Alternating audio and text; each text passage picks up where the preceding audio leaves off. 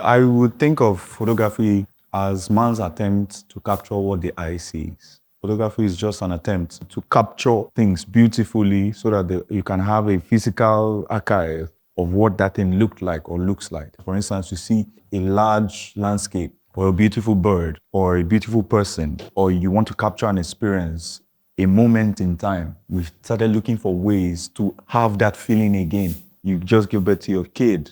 That kid might never be that size ever again. So you want to capture that experience. The only proof that that child was ever that size would be a picture.